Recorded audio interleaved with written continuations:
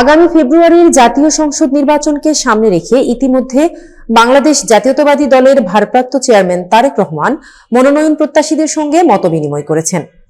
এর মধ্যে আসন্ন জাতীয় সংসদ নির্বাচনে 237টি আসনে সম্ভাব্য প্রার্থীদের নাম ঘোষণা করেছে বিএনপি।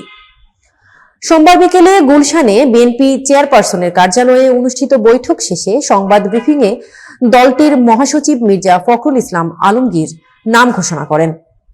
নিজ নিজ নির্বাচনী এলাকায় পরিচিত ও গ্রহণযোগ্যতার পাশাপাশি দলীয় জরিপে এগিয়ে থাকা অনেকের নাম থাকলেও আগামী জাতীয় সংসদ নির্বাচনে মনোনয়ন পাওয়ার তালিকায় দেখা যায়নি কোনো শোবিজ শিল্পীকে। অথচ বিএনপির মনোনয়ন প্রত্যাশীদের তালিকায় অভিনয় অঙ্গনের মানুষের চেয়ে সঙ্গীতাঙ্গনের মানুষের নামই বেশি উচ্চারিত হয়েছে।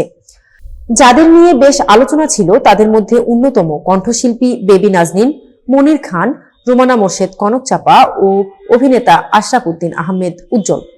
এছাড়া বিভিন্ন সময়ে আলোচনায় উঠে এসেছে সঙ্গীত শিল্পী আসিফ আকবর, নাজমুন মুনিরা ন্যান্সি, চলচ্চিত্র অভিনয় শিল্পী হেলাল খান ও শিবা শানু বিএনপির হয়ে নির্বাচনে লড়তে পারেন। কিন্তু মনোনয়ন তালিকায় কোথাও তাদের কারো নাম পাওয়া যায়নি।